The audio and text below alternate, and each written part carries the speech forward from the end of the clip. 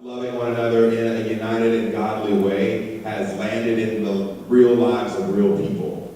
So we're going to let them share a little bit about their journey and where they are. So I'm going to take a second and ask them. We're going to start on the end with Curtis. They're going to introduce themselves so you'll know who they are, and I'm going to ask each of you just to tell us a little bit, share with everyone who is listening in on this conversation that we're having, why you're here and what's important. Testing, okay, you can hear me. My name is Curtis King. I'm from the Cyber Institute for Church Ministry over at Abilene Christian University. And one of the main reasons I'm here is there are actually two reasons I'm here. One is because I couldn't find anyone else to come. And that's not disparaging of the event. We're excited to be involved with the event. But we have some heavy hitters, and so we have this A team, and I went all the way down to about 6 or 7 people.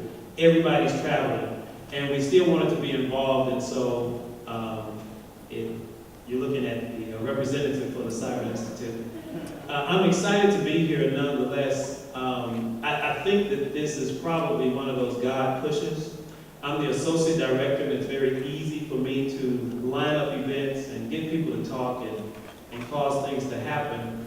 But I think this may be one of those moments where God was like, well, it's your turn. You're up to the plate, up to bat. So I'm here. When it comes to this subject and to love, it's something that has been a part of my life just through the years. I'll tell you just a snippet. I grew up in a town called Mound Bayou, Mississippi. And if you know anything about that, that's an all African American town that's located in the Mississippi Delta. And over the years, I've found myself in very different contexts. And so now I'm residing in Abilene, Texas, which is one of the most non-black cities in the United States of America.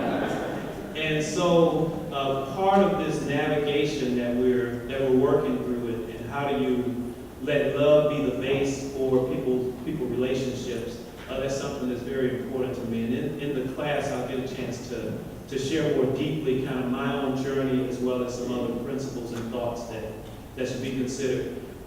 He didn't mention the name of the class, but it's code switching.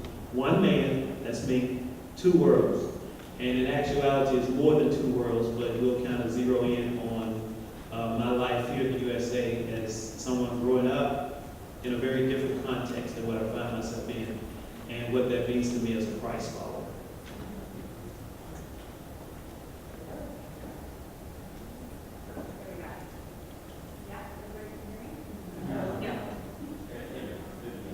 Okay, all right.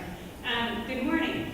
My name is Sarah Ballard. I am here from Pepperdine University. I'm a professor there of communication. I teach interpersonal communication, family communication, conflict communication. So a lot about how do we talk to each other.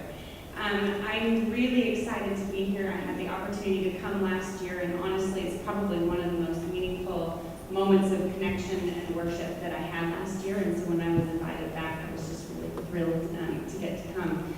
A little bit about me and why I'm here. I am the only white person in my current home. I've married a man who's adopted from Vietnam, and we have 2 biracial daughters who are teenagers, and a son who was adopted from Vietnam. And then I also grew up in a family where most of my siblings were adopted from Korea.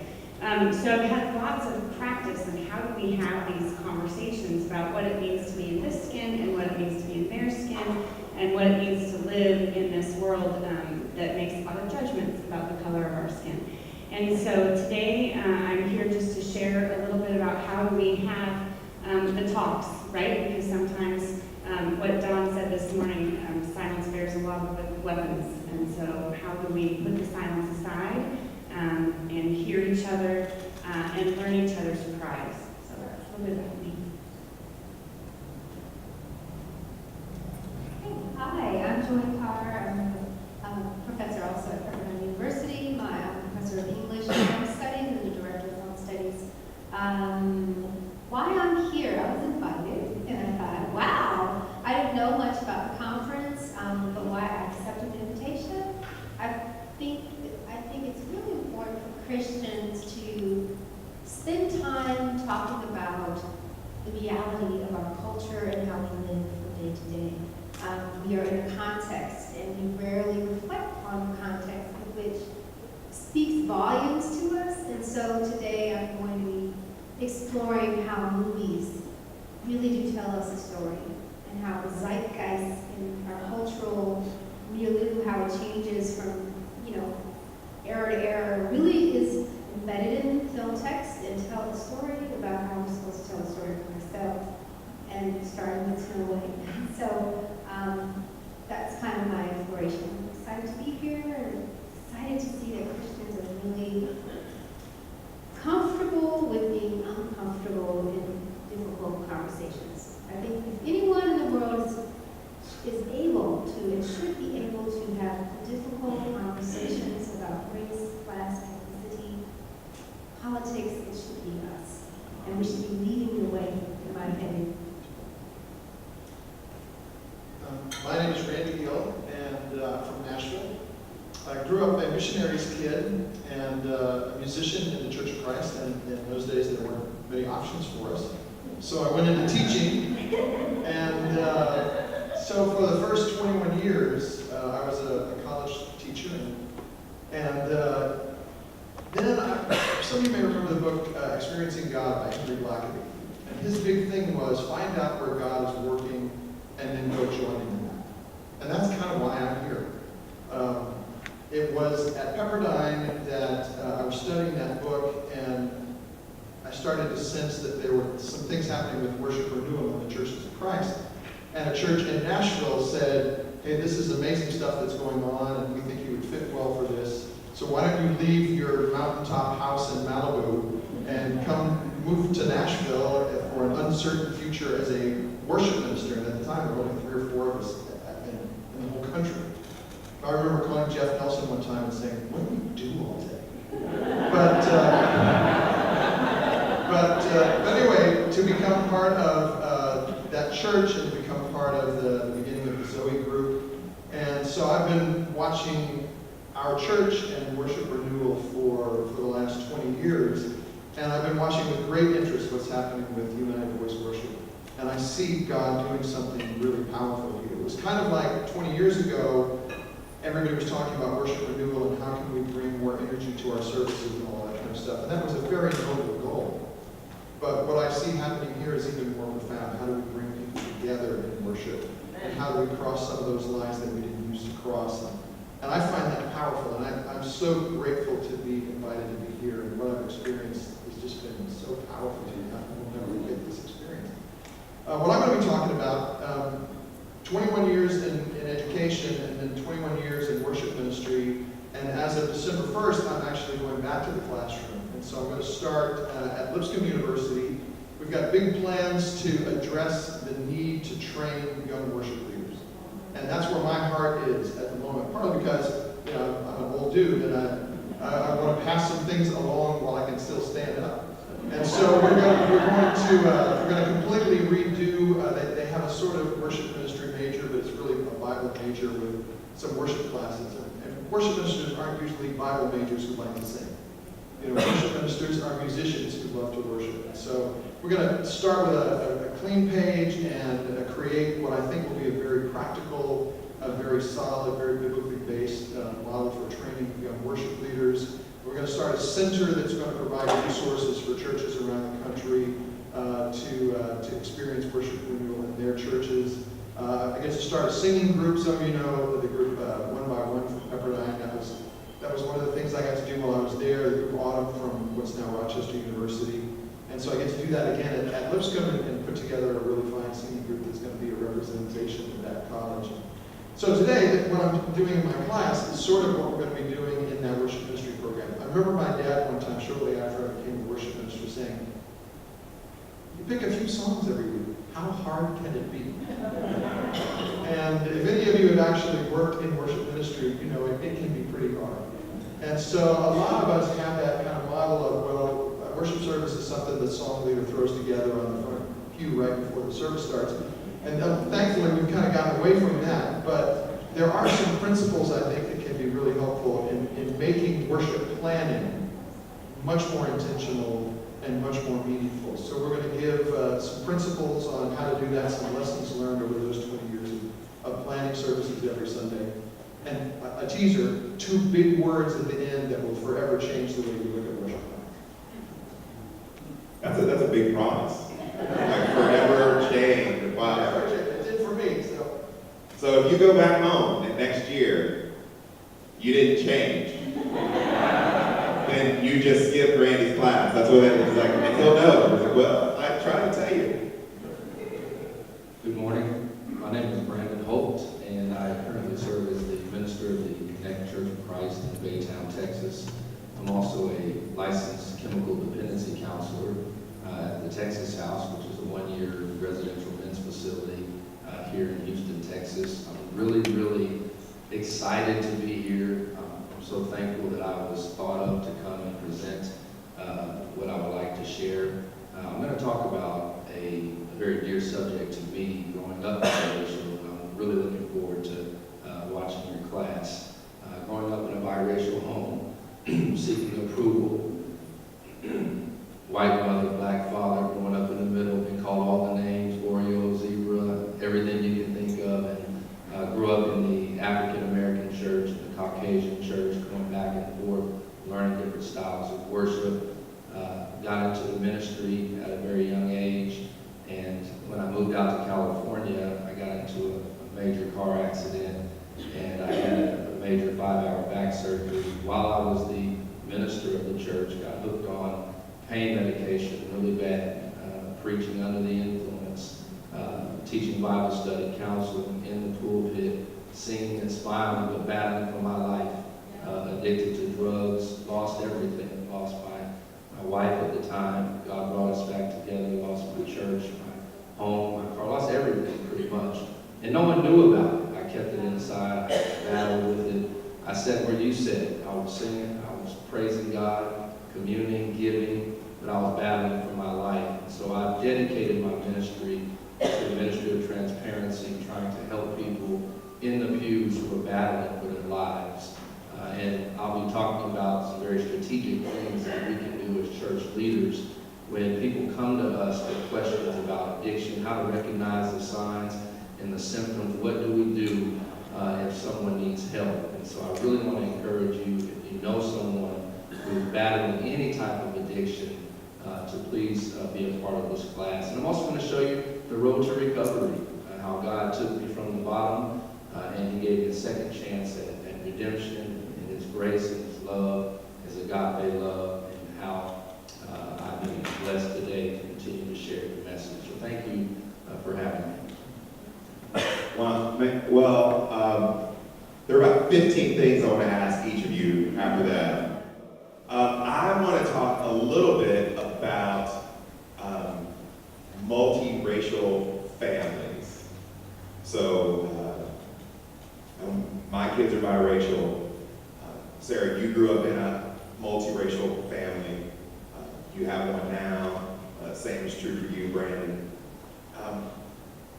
Don talked about Jerome and their family is just beautiful. I think that's one of the reasons that the North Atlanta Church looks the way it looks and is the way it is. So for you, for folks listening in on this conversation, who are saying, I might be prompted to adopt, or or I'm in a situation where I sent my son, I sent my daughter off to college someplace, and who they came home with was not what I expected. Right? What are some ways we can think Christianly about living in those kind of environments? We'll start with you, Sarah, and then we'll come back here to Brandon. I just really appreciated the message about not photoshopping our families. It is really, I think we get swept up in this idea of love, and we get swept up in this idea of service and giving and saving those around us. And I think in many ways those are valiant and valuable desires. But then when we get down into the dirt of it and we roll up our sleeves and we hike up our pant legs, it is not easy.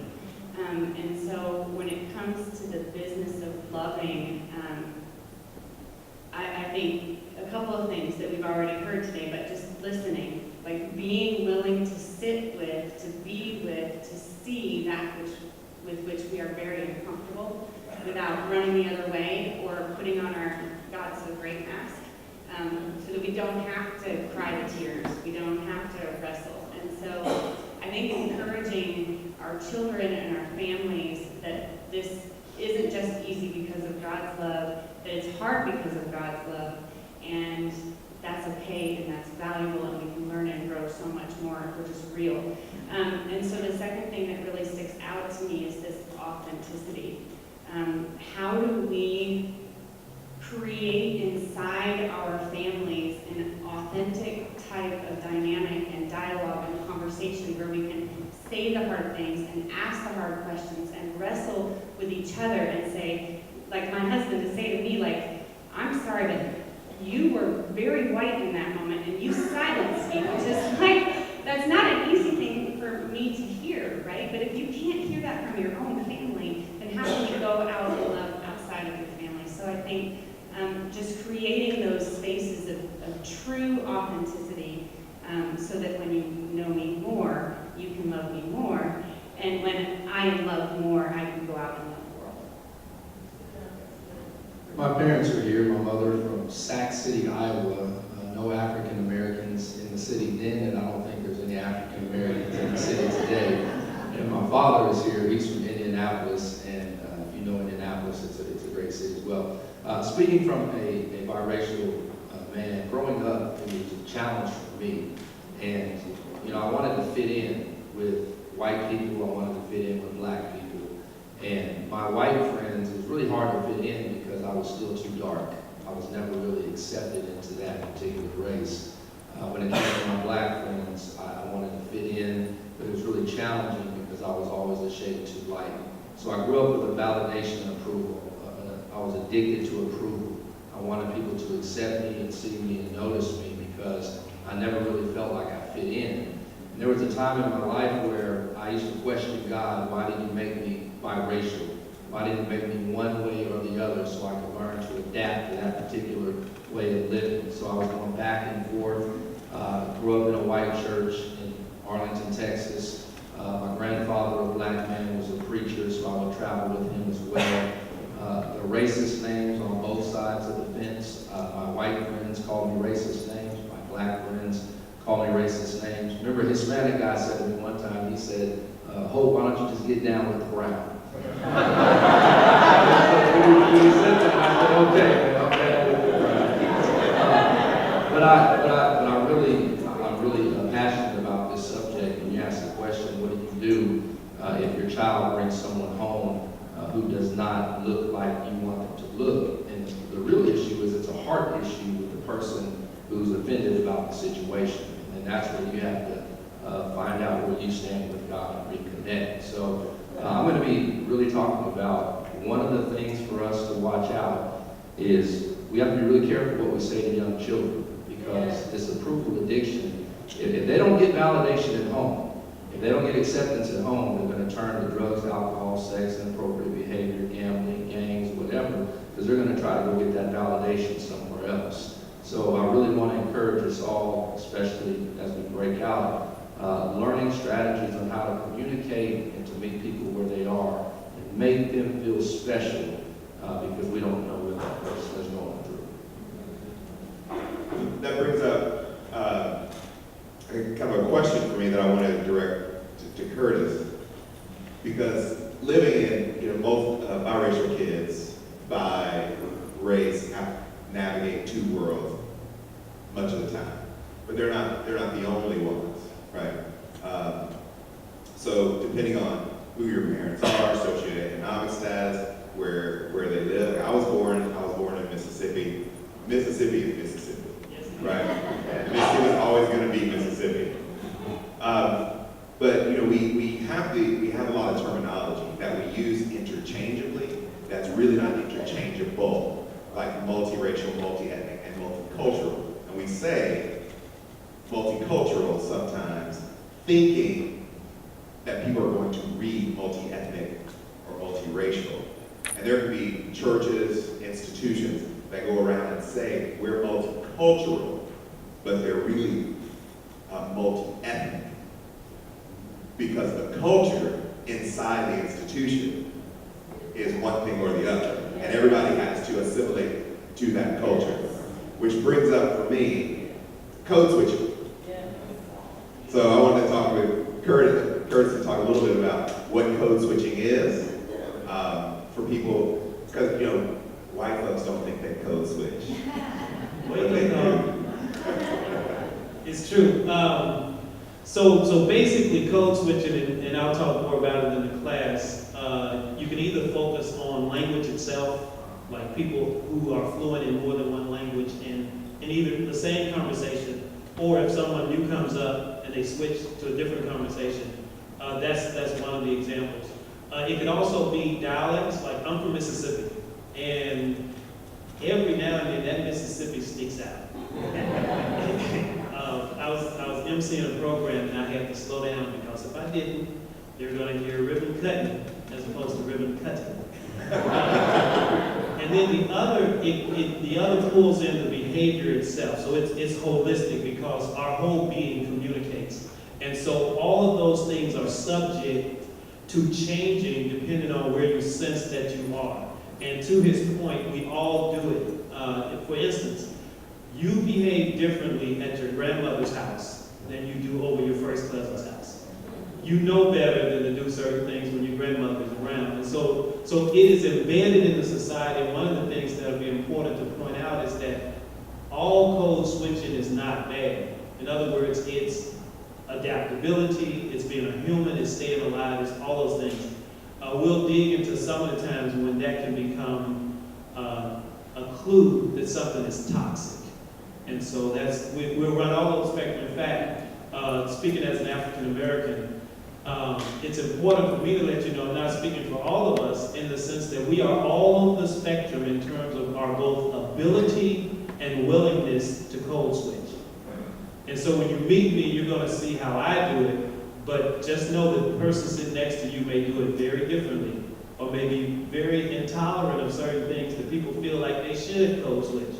So it's all over the spectrum, and so it's allowing for that nuance, that layering, that reality that we're all individuals, but there are some overriding things that impact all of us. Yeah, how much can you go to that? Are we recording these? They're all recorded? Yeah. Okay. So, Joy. So one of my projects in the last year on the side has been to do a TV show treatment that takes place in church with some people I'm connected with in Los Angeles. So I want you to talk a little bit about how you see film, music, and television, how they are treating difficult conversations, where they see Christians entering into those spaces or not entering those spaces. And this is why I ask, how can we, one, enter into those and have a voice in them? Because the feedback that I've consistently received from people in the television industry is Hollywood doesn't want to have anything to do with anything church or God unless somehow Christians can look back, right? But then, a show that was greenlit this year, God Befriended Me, is not that. But the fear is, from what I've received, is that there is no way for Hollywood to make Christians happy because you will offend some small subgroup of Christians who will make a stink. So you're going to talk about film and television and all that in your session. So help us think through that. Okay, that's a mouthful, really. That was a big ramble. Yeah, I had to get to one so question. layers. The first layer, I'll start with the notion of Christian, people entering Christian discourse in relationship to Hollywood. Right, so Hollywood films are created to make money, right? It's an industry that's grounding the artistic expression. So if it's in, they'll make a movie that has a Christian conversation. But if it isn't, they won't won't. Whatever is making money right now is sci-fi films and special effects, etc. It's like big language that makes a lot of money today. I don't think Christians consume films that explore moralism, right? They want to consume films that don't really wrestle with the existential questions that we actually experience in the real world. They want films that are soft, that deal with relative righteousness, and not really on the ground, guttural reality that we have in the world. So I often don't consume films with Christian themes because often they reify the myth of white supremacy, honestly. It sometimes is conflated with cultural Christianity, and it's not really the biblical text that the God that I know sometimes. So that part of it is really complex for me. Another part of your question was, let's see. Having a television series that has Christians at the center of it is often, the butt of the joke or the conflict because they're dealing with the extreme of the Christian voice in American culture. So the extreme is radical Christianity where everybody's going to hell in a handbasket.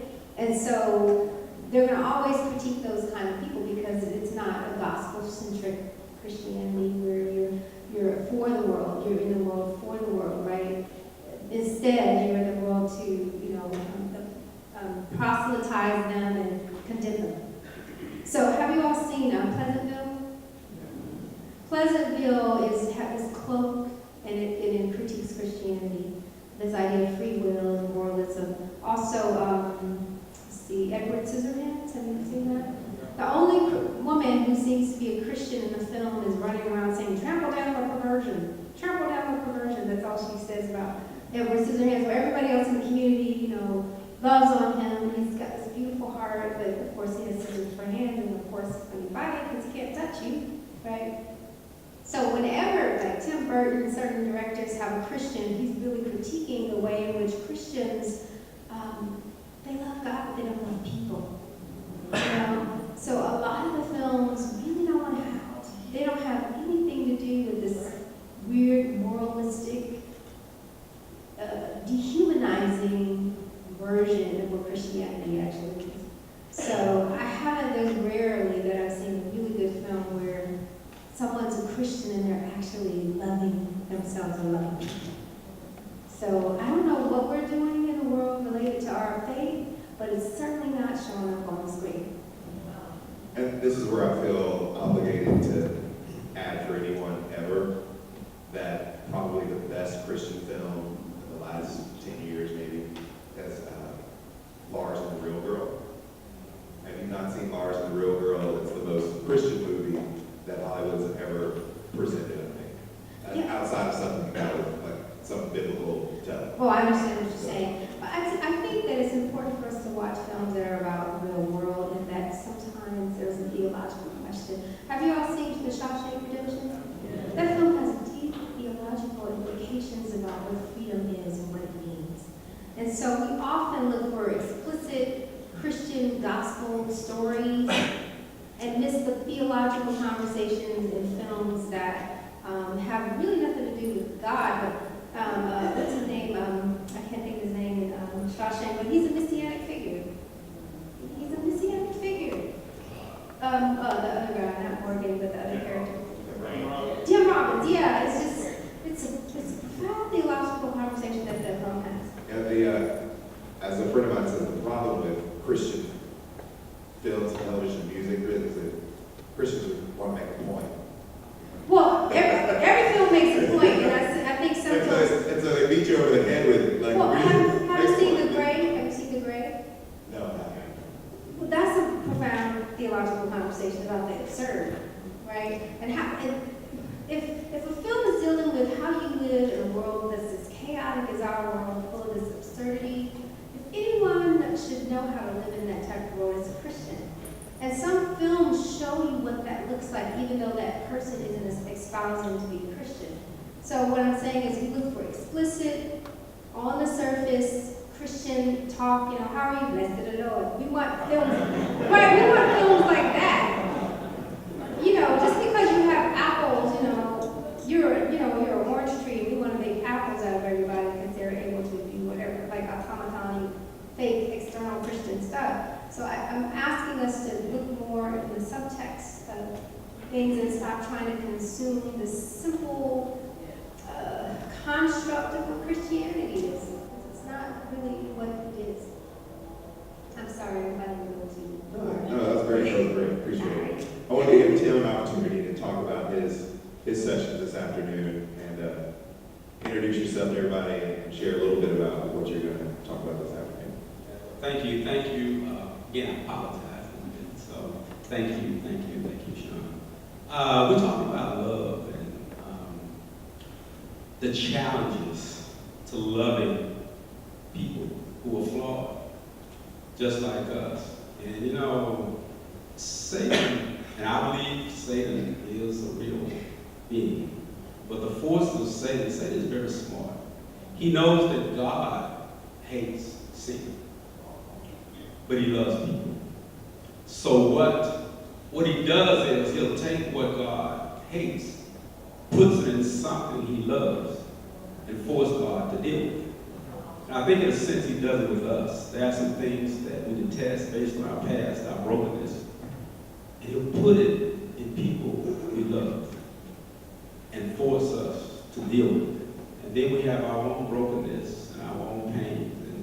And love is defined in so many different ways, and it's a struggle, especially when you get into the areas of forgiveness and you've been wounded by somebody you trusted very, very deeply. And some people say, I just can't forget. I can't forget. But I think with the power of God will enable us to remember without the pain. You can remember, but without the pain. Because you see what God's power did with the pain. And it takes trust. Trust in God. So we'll talk a little about that. See what it means. Thank you. Randy, 21 years. So,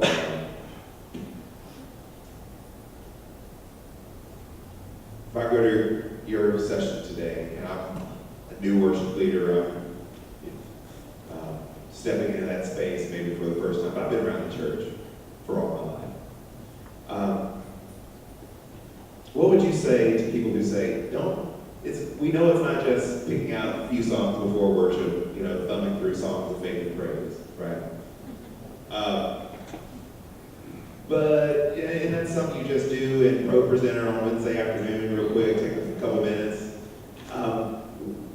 When you talk about creating spiritually formative worship spaces for people, where do you see the gap between this is what we were doing 21 years ago, this is what we're doing now, but there's still a gap between where we need to go? Well, that's a great question. I think for me, it's a matter of how intentional and how invested everybody is, not just the worship leader or worship planner. Part of the issue, I think, is that so many people come to a church on a Sunday, and that's going to be their one fix of worship. And they don't think much about it during the week. And they put way too much emphasis on that one particular hour, as if that's enough. And the idea that we all need to constantly be searching for God throughout the week, no matter what's happening. One of the most profound statements I ever heard, and I've thought a lot about it. I remember one time Rubel Shelley, I was working with him at Woodmont Hills, and Rubel said, because you hear a lot of language, especially you did then, about how all of life is worship. And Rubel's statement was, not all of life is worship, some of life is sin. which I thought was really profound, but the more you think about it, I still think all of life is worship. It's just a matter of what you're worshiping. And so sin is just worshiping something other than the Almighty. And so if we go through the week and we are worshiping status or a job or our place in our society, and we're not focused on something more profound and more meaningful than that, then no 1 hour on Sunday is going to be enough to change anybody. And so it becomes a responsibility for all of us. And the thing that troubles me a little bit, when we first started with Zoe, for example, and we began saying worship is more than just songs and a sermon, and we started trying to incorporate more creative elements in it. We began to see things like video or like the wonderful confession and lament that we did here. You began to see things like congregational readings and drama pieces and all kinds of really interesting stuff. In a sense, I think some of us kind of got really kind of hung up on that as if that was somehow meaningful worship. It was the new stuff. And we became, and I know as a worship minister, my temptation has been just to sort of chase the wow. What's the latest? What's the newest thing? We can solve everything with the next Phil Wickham song. And as if that's the answer to everything. And we sort of miss the whole point, that the whole point is about elevating and glorifying God. And we get caught up in all the externals. And so, and what I have seen in 21 years is that's begun to subside a little bit. People are getting bored with the gimmicks and all that kind of stuff. And they're looking for something deeper, and they think it's going to come in an hour on Sunday, but it isn't. It's going to come in a relationship with God that means every day we are seeking His face. Well, I want to thank you all. Would you thank our panelists?